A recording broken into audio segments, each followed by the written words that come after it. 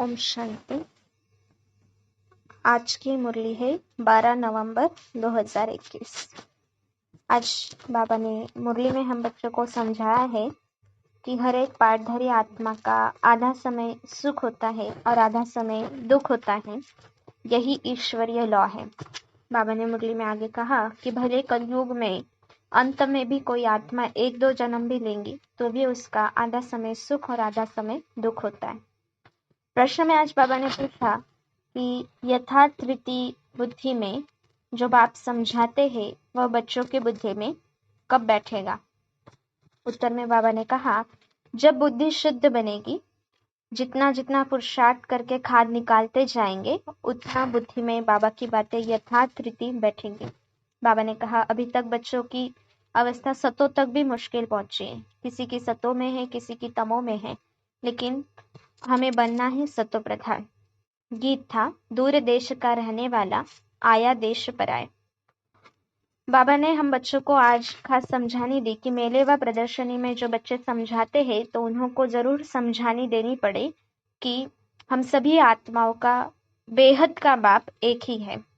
यह भी पूछना चाहिए कि भारत आदि सनातन देवी देवता धर्म का भारत में क्या महत्व है, भारत का कौन सा धर्म है, क्योंकि भारतवासी अपने को हिंदू ही समझते हैं, लेकिन जैसे इस्लामी, बौद्ध, क्रिश्चियन आदि सबको पता है कि उनका धर्म किसने और कैसे स्थापन किया, सिर्फ भारतवासियों को ही नहीं पता है। तो इसलिए बाबा कहते हैं कि यह जरूर समझाना चाहिए।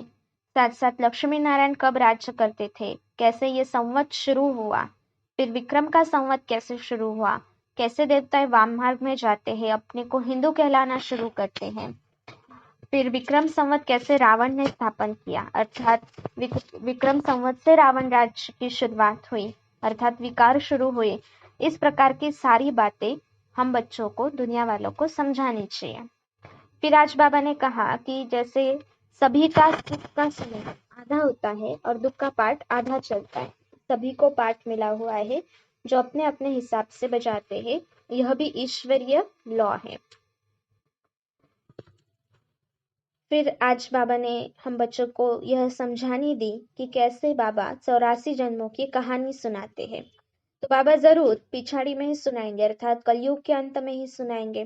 द्वापर के बीच में आकर के तो राज्यों का ज्ञान दे न सके, क्योंकि महाभारत लड़ाई भी द्वापर में लग न सके। महाभारत लड़ाई के बाद ही सतयुग स्थापन होता है और देवी देवता धर्म स्थापन होता है। साथ साथ आज बाबा ने हम बच्चों को कहा कि देवता धर्म ब्राह्मणों के द्वारा हो रहा है स्थापन, और ब्राह्मण जो है वो ब्रह्मा के द्वारा स्थापन हो रहे। तो ब्राह्मण धर्म ब्रह्मा के द्वारा स्थापन होता है। तो विराट रूप का जो चित्र है उसमें शिव और ब्रह्मा ब्राह्मण धर्म की जो चोटी प्रतीक रूप में दिखाई वो गुम कर दी है। लेकिन प्रदर्शनी में ये विराट रूप का चित्र भी जरूरी है कि कैसे वर्णों के द्वारा आत्मा नीचे उतरती है, हर एक वर्ण में आती है।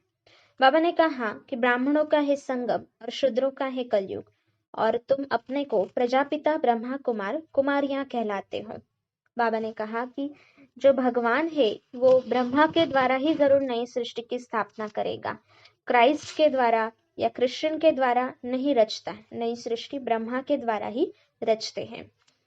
आज बाबा ने हम बच्चों को कहा कि पुरानी दुनिया में आकर बाबा देवता धर्म की, नए धर्म की स्थापना कर रहे हैं।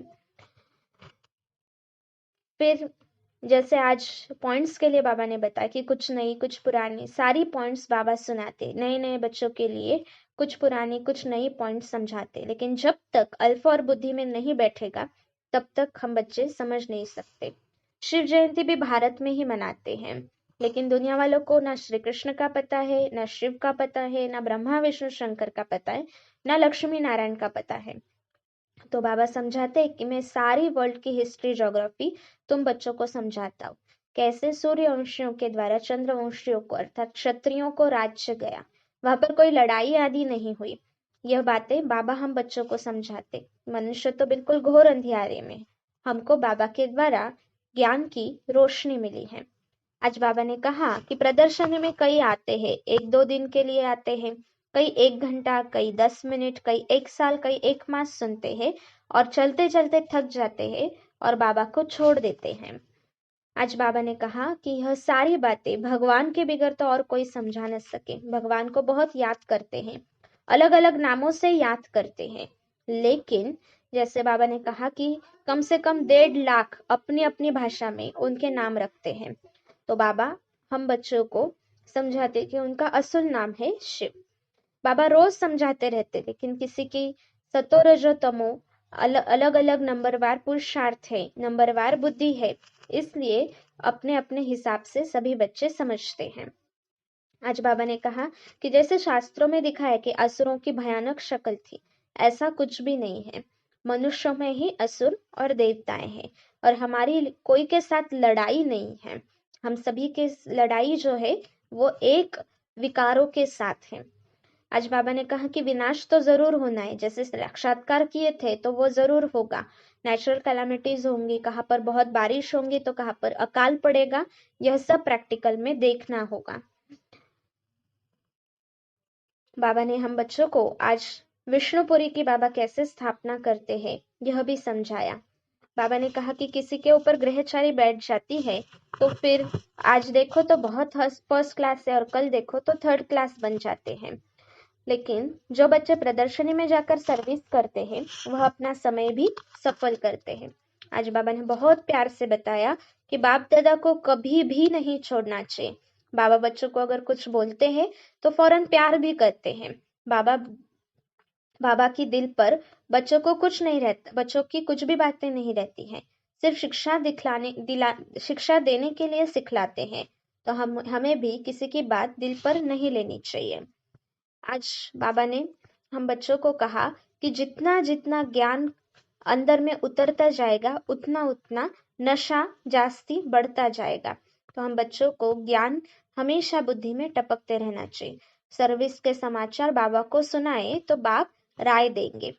बाबा ने हम बच्चों को कहा कि बहुत प्यार से बाबा को याद करना है।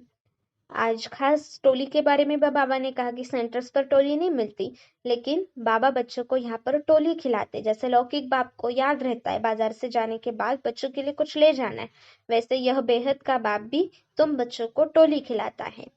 आज धारणा के लिए बाबा ने हम बच्चों को विशेष मुख्य पॉइंट बताई कि हमेशा खुशी व नशे में रहना है, कि भगवान हमको पढ़ाकर भगवान भगवती बनाते हैं। ज्ञान सदा बुद्धि में टपकता रहे, रचता और रचना का ज्ञान दूसरों को भी सुनाना है।